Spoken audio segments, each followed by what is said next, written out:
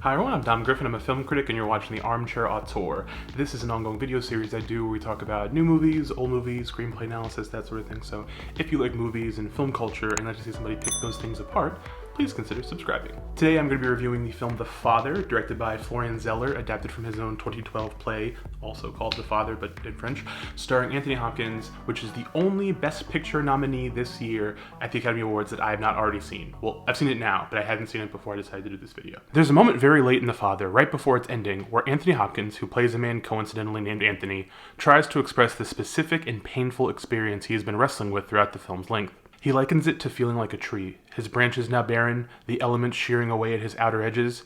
It's a discomfiting metaphor for the dementia ravaging his mind, a fate that awaits so many of us in old age. The film is based on director and co-writer Zeller's own French stage play from 2012, starring the aforementioned Hopkins as the film's protagonist, slowly losing his grip on reality, as well as his daughter Anne, played by Olivia Colman. The film splits its time between placing the viewer within Anthony's perspective, laying out scene after contextless scene, divorced from a cohesive narrative to give audiences a taste of what he is experiencing, and showing the psychological wear and tear taking care of him is waging on Anne. The film's primary gimmicks of having established characters be played by different actors from scene to scene pay pretty powerful dividends in the final act. But in the interim, they serve to make everything you are witnessing feel like a bad dream, like trying to run in quicksand and sinking deeper with every stride. But rather than make Anthony easy to sympathize with, Zeller writes him with an irascible, cantankerous edge, the sort of complex paternal figure who was clearly a handful to deal with emotionally long before his mental faculties began to fail him. Sure, he stumbles and drifts in conversation, eyes darting around for something concrete to latch onto, but so often the only sure footing he finds is in being callous and bruising,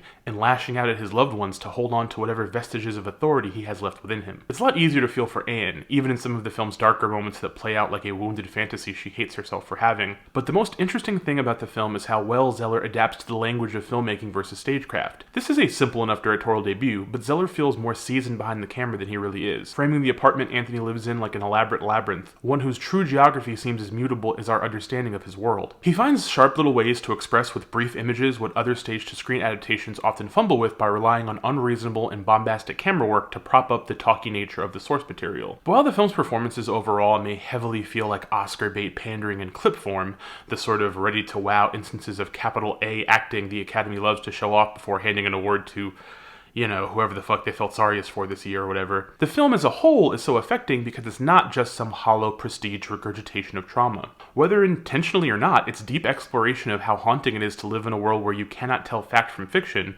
where you must question every element of daily life, feels strangely relevant in this post-truth era of society. I'm not going to be the fucking Twitter-poisoned weirdo who tries to tie Anthony Hopkins on screen grappling with dementia to Donald Trump lying profusely to the media for years, but I think that, while the film does in fact work well as a depressing family drama, it functions even better as a haunting horror film for people with a natural aversion to reality being a shaky, questioned thing, and not a persistent point of certainty. Years ago, before my grandmother passed, in the last couple of years of her life, she experienced some forms of dementia. Nowhere near as destructive or all-encompassing as what Anthony Hopkins goes through in this film, but I was around her quite often, and it was something that was always so just uncomfortable to sort of deal with. Like, we were very close, and we got along really well, and sometimes when we were hanging out, she would just have these, like, very difficult, like, paranoid issues with the people around her and like everyone, including myself.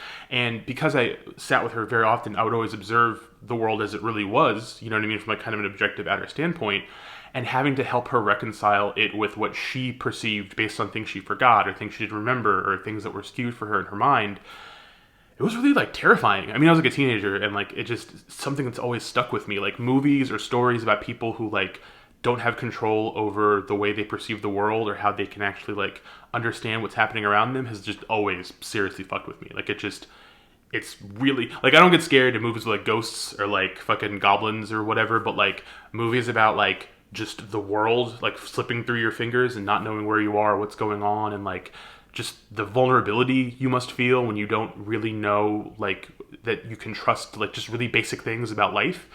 It's just so haunting to me. I especially feel that we as younger people very easily just forget about the elderly, and it's like just don't give a shit about them like whatsoever. It is incredibly easy for younger people in society to just pretend like they're never gonna get old, like this stuff could never happen to them. This time past year, so many people were willing to completely forfeit their elders if it meant they got to enjoy their summer more and party more without masks on. People just don't seem to give a shit about that entire portion of our populace, and that's really sad. So while I went into The Father thinking it was going to be sort of a boring The Two Popes-esque situation, which was a film that I thought thought was good, and Anthony Hopkins gave a strong performance in it, but the minute it was over, I just completely stopped thinking about it or caring whatsoever. The father ends up being something very different, because Hopkins' performance is fantastic. It helps that he actually is really old, so like it's not like, you know, a slightly younger actor like in makeup or something like that. But it's also just the fact that the movie makes you really feel what that is like and what it's like to have those things slip away.